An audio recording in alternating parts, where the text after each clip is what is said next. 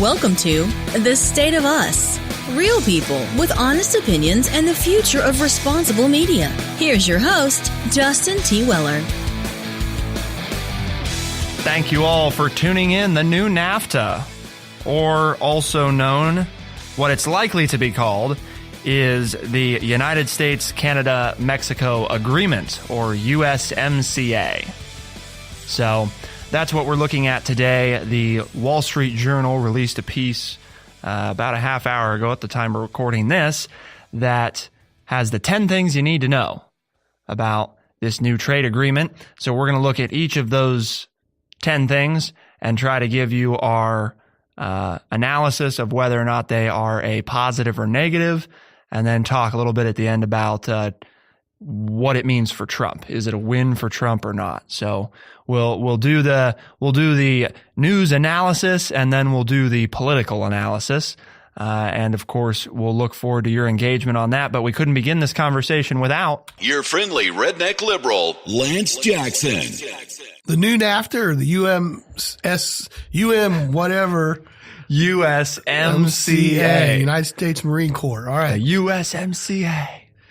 But you can't call it the new Nafta because that would make Trump a liar.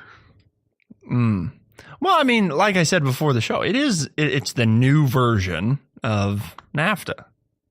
And it is technically a different agreement because the old one is going away and this new one is replacing it. So there's yeah.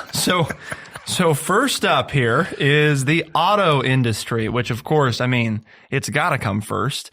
The new Tri-County Pact requires automakers to build a greater portion of a car in North America and with higher wages to workers to avoid duties when a car crosses borders. So you don't have to pay those wages, but there's higher duties, obviously, if you choose not to.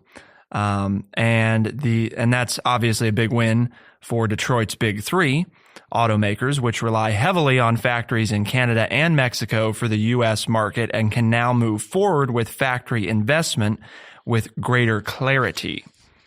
Specifically, the new rules would require at least 2/5 of a vehicle that is eligible for duty-free trade in North America to originate from workers who are earning at least $16 an hour.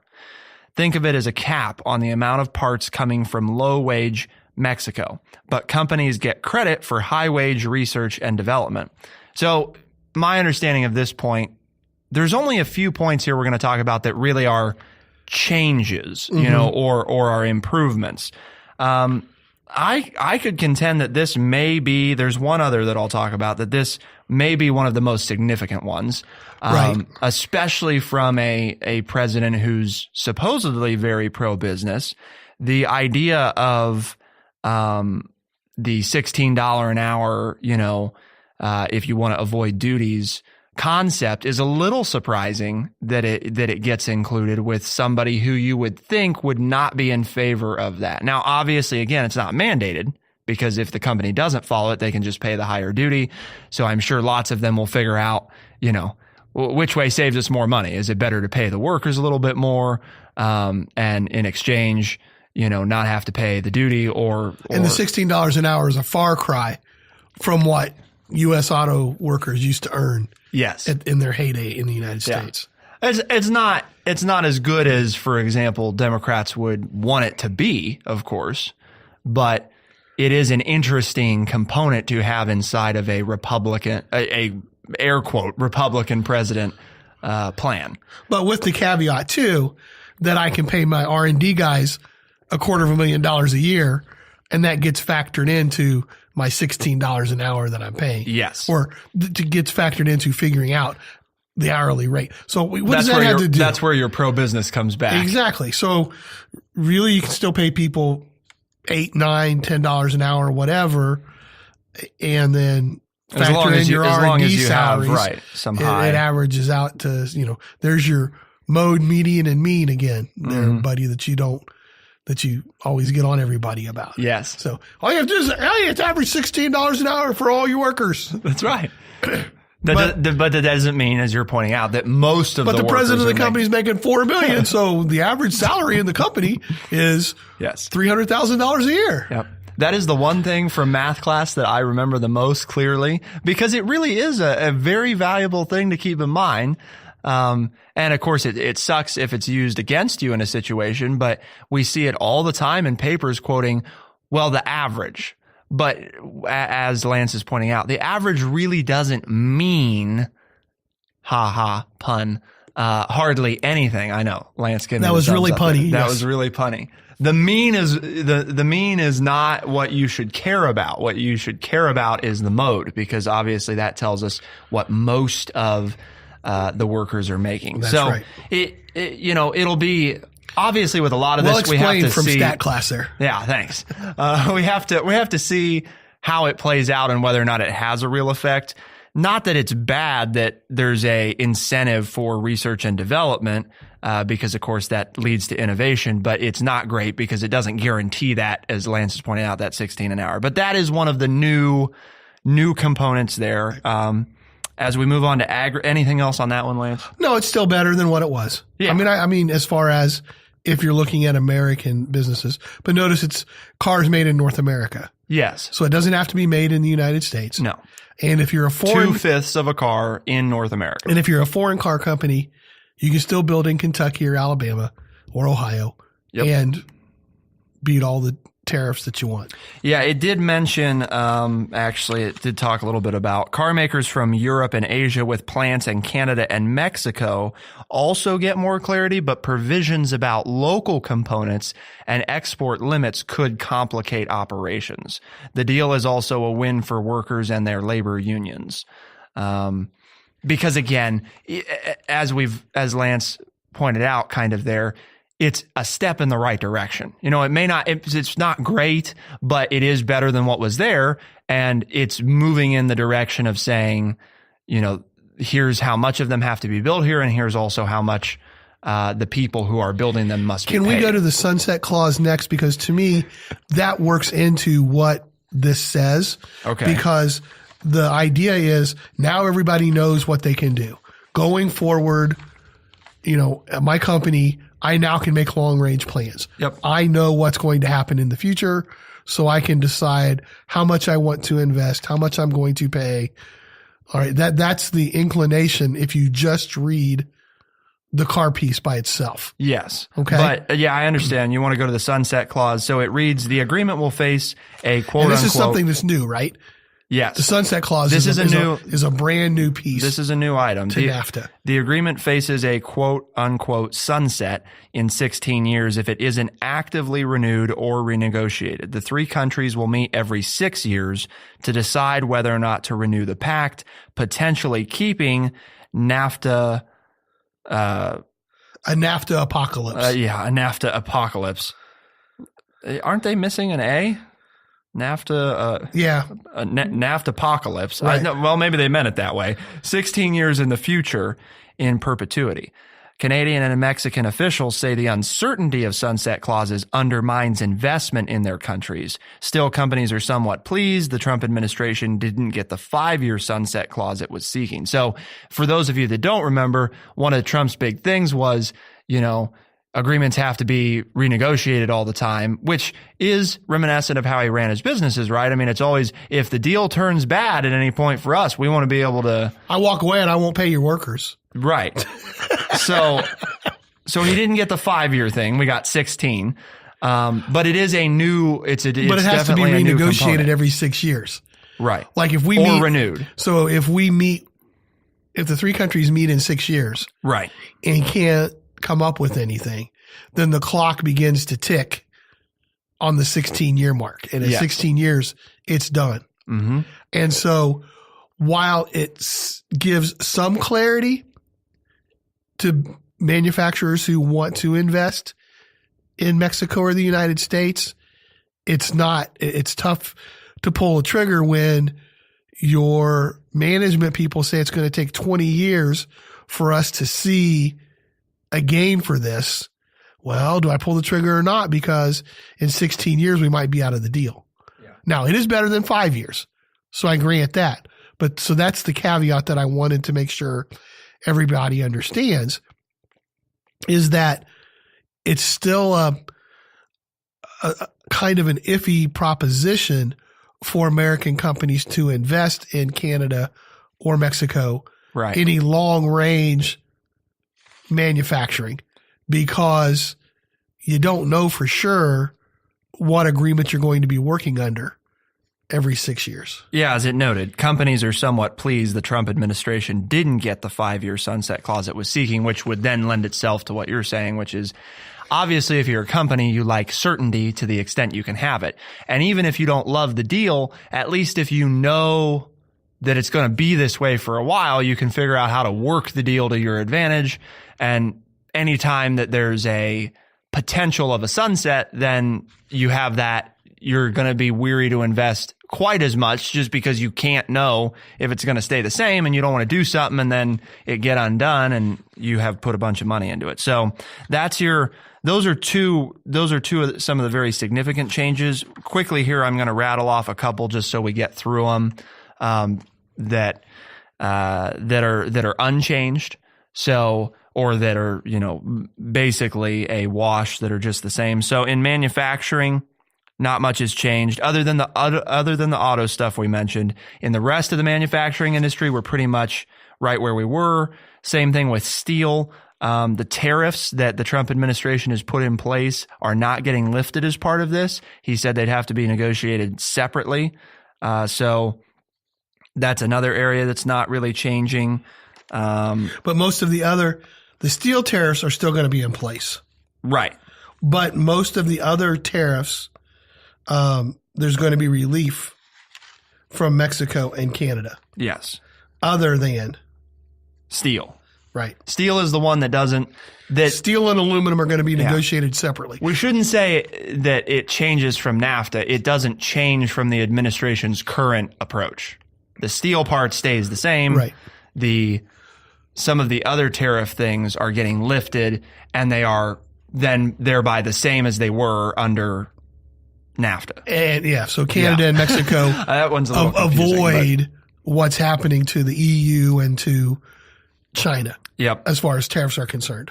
So agriculture, this is a big one because one of Canada's last-minute concessions made to finalize the broader agreement was a pledge to curb protection for its dairy industry, a policy that President Trump has frequently criticized that's likely to win praise from lawmakers from milk-rich U.S. states.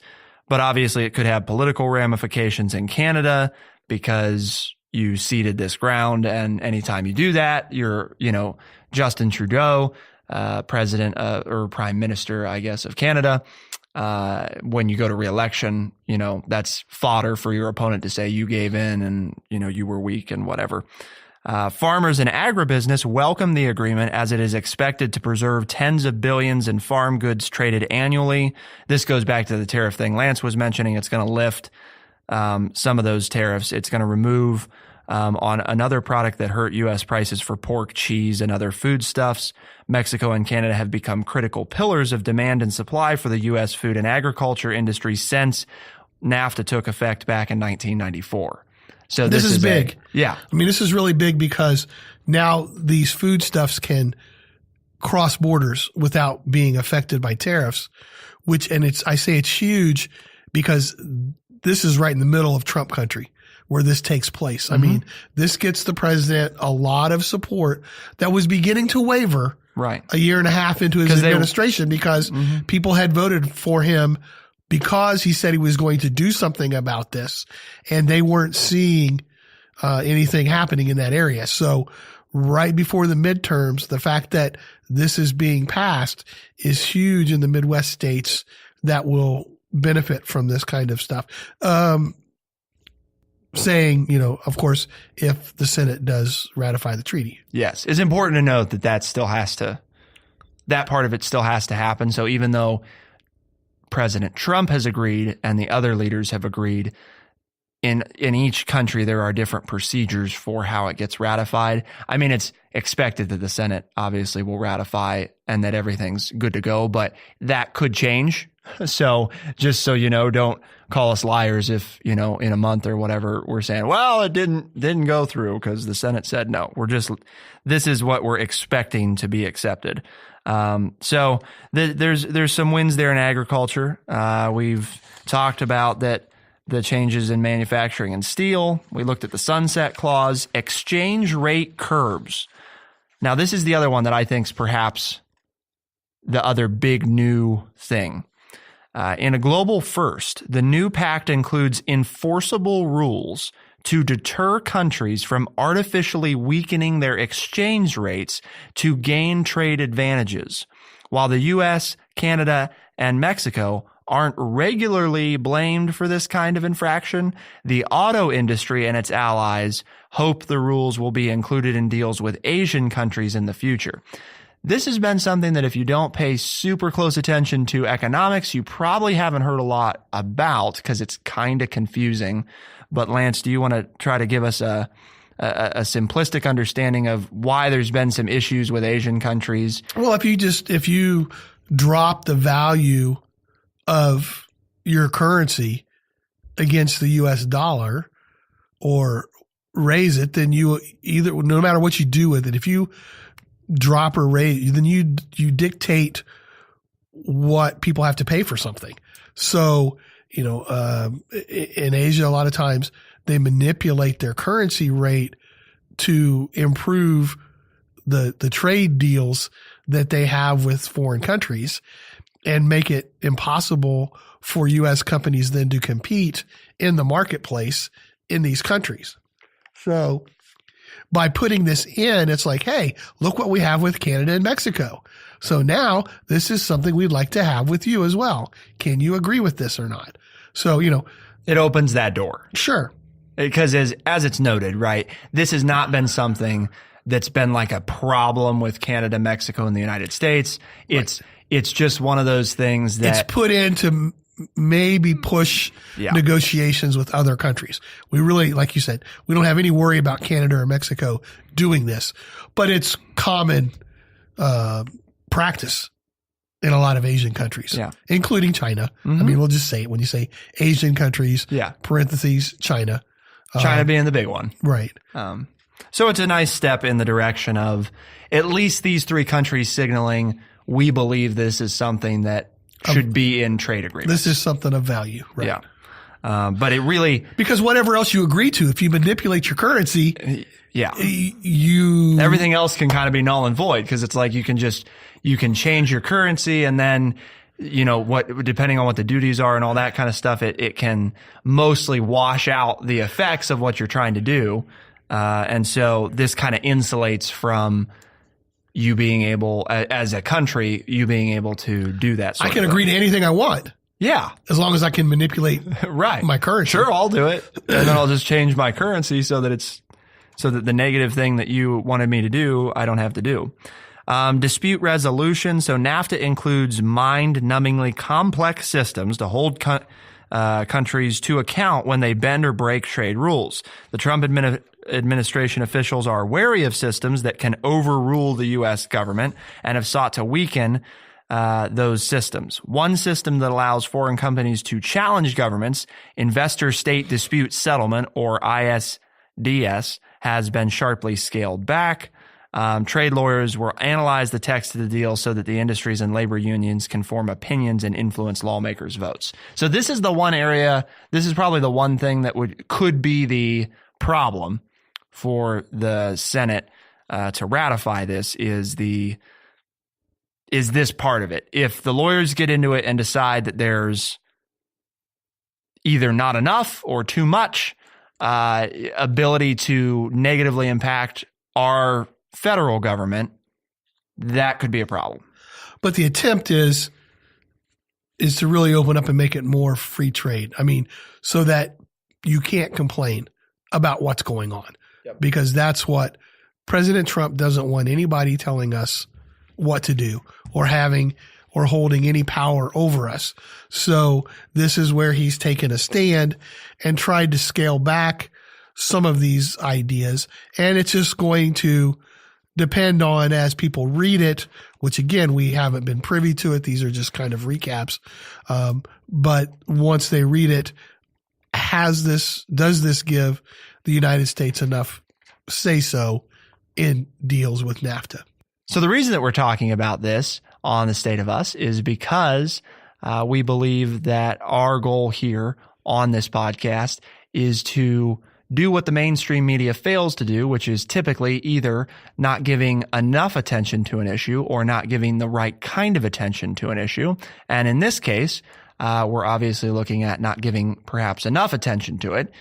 And all the podcasts on TrueChat's network pursue a common goal, which is TrueChat's mission to educate people by providing honest, open, and respectful conversations. If you think that we're not upholding that standard, we encourage you to email ethics@truechat.org. Let us know your thoughts today on the new NAFTA, the USMCA, and whether or not you think it's a net positive or a net negative, and whether or not it's a political win for Trump or not, the two big questions we're looking at today. You can do so on social media at TrueChat.org, TrueChat.org on social media, Twitter, Facebook, etc. So Lance, I think it's worth, we usually get to this in the beginning of the show, but why would our listeners care about this? I mean, why is this relevant to them? Well, it's an economic issue, and it's also a campaign issue. President Trump said, if I'm elected, I'm going to redo NAFTA. I'm going to do away with NAFTA and put something else in its place. A better deal. He's kind of done that. I mean, we're going to talk about that. He didn't get everything he wanted. You might, as you said at the beginning of the show, call it a NAFTA 2.0. He's choosing not to call it that because his campaign promise was to get rid of it. But why should you be interested is mostly because it will have an effect on the economy. He has negotiated some agreements. And so we'll see how that plays out. And we still haven't built a wall. So,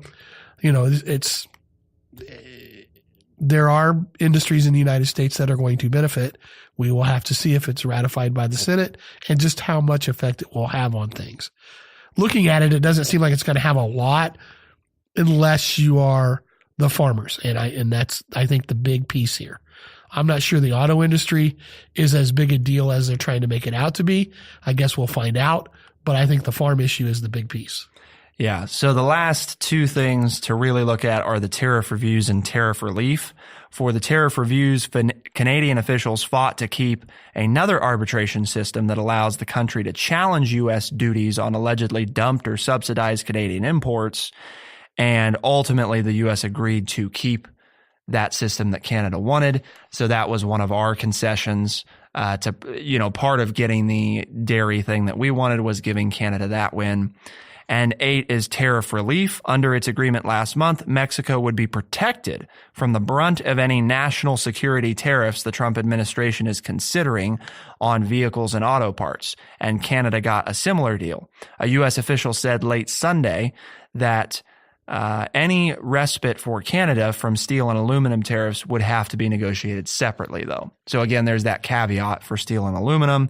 So this is really just this agreement will insulate Canada and Mexico from quote unquote national security and tariffs. So that's that's a nice win for them.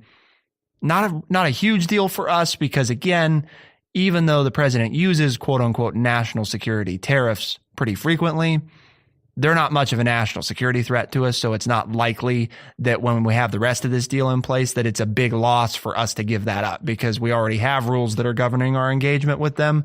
So there shouldn't be a need for us to tariff them outside of what's allowed for in the agreement. I know that was a little convoluted, but some of it's not super straightforward. I think it's big in a sense, I think it's big for Mexico. And I'm going to tie just something in real quickly. Because President Trump says immigration is a national security issue. Yes. So I think for Mexico, it's a big deal because in the president's mind, immigration coming through Mexico is a big national security problem. So I think it's a bigger win for Mexico than it is for Canada. But you're right. Other than the president and some of his followers, I don't think too many of us see that as a huge national security problem. Not as much as the fact that the president says he and Kim Jong-un love each other. Yes. Which is also news out there today that we chose not to talk about. But I got in anyway, and you can edit if you'd like. The last point. No, it's okay. It was fair to include it because it's what we're not talking about, right? So, but the last point ties into what we had discussed before, and we only have a couple minutes to talk about this one, but the no more Nafta. So this may seem simply procedural to some, but it is now it will be called the United States-Mexico-Canada Agreement, or USMCA. And again, while from a glance most people would say, well, does it really matter that we're going to call it something different? I would say it does, because that's one of the ways that Trump on the campaign trail and other Republicans who support Trump get to campaign. It makes it, if we still called it NAFTA, there's a lot of people out there who aren't bad people. They just don't have a lot of time. And when you tell them, well, we made NAFTA better, they're going to look at that and say, well, you lied. Again, doesn't matter if you lied or not, but it's a simplistic understanding of, it's really easy to sell it if there's a new name. And it is technically a new agreement, even though, as we've discussed, much of what was there is still there with some new tweaks. Rebranding. Yes, it's a rebranding, which companies practice, right, when they need to reshape their image. And that's what we're doing here. We need to reshape NAFTA into a more positive light. So we give it a new coat of paint and we add a couple new features, and not to diminish those features, because I think some of those features are good features, but that's why that gets included in this. Is it a political win for Trump? What do you think, Lance? I think it is. You don't have much time, but no, overall, no. I've talked about the rebranding, and is it NAFTA 2.0 or NAFTA Light or whatever? Yeah. But no, I think it is, and I've said before, I think it's a win, especially in those red states that maybe were wavering a little bit with their support because Trump had not been seen publicly to do a lot for farming. I mean, he's talked a lot to the coal people and to some of the other issues that I'd like to address at some point with the energy issues. Yeah. But as far as farmers, he hadn't done very much. And this, I think, does a lot for farmers, and it does some things for the auto industry, two people that Trump really needs and really wants as supporters. Yep. And so I think it's a positive for him. Yes, yeah. I think it's a good thing. Yeah. And it's good for the United States in that we have a trade deal with Canada, who's our biggest trading partner. Right. As much as everybody talks about China, and I understand the global impact and the economic impact of all that, but we still trade with Canada more than anybody else. So it's nice to have that agreement in place so that can continue uninterrupted. Yep. Because it is important. I mean, sometimes we talk about Canada and we don't want to minimize their importance to our economy, because they really are probably arguably our closest ally.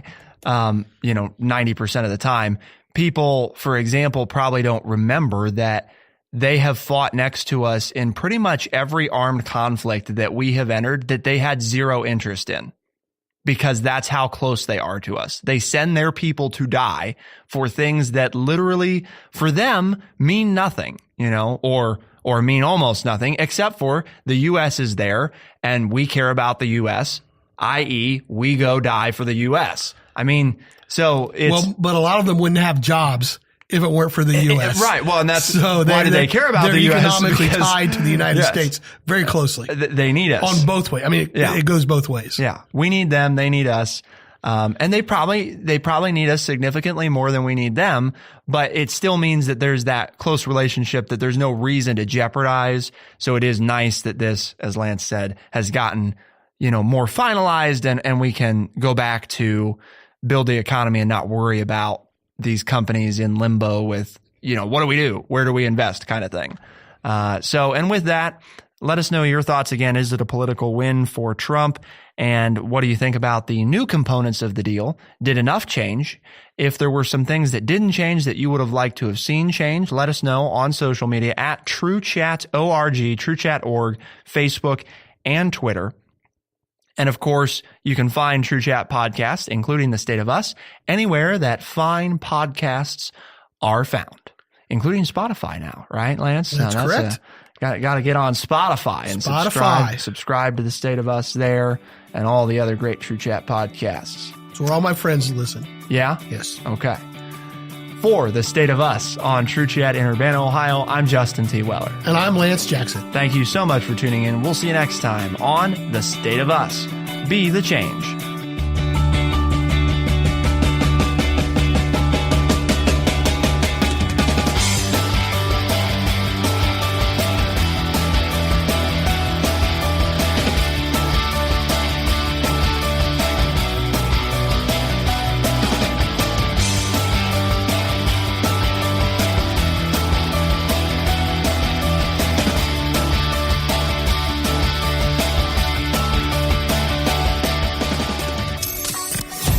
Looking for responsible media? Listen on demand to politics, sports, and more with the TrueChat app or at TrueChat.org. Beyond the horizon, there is trustworthy media at TrueChat.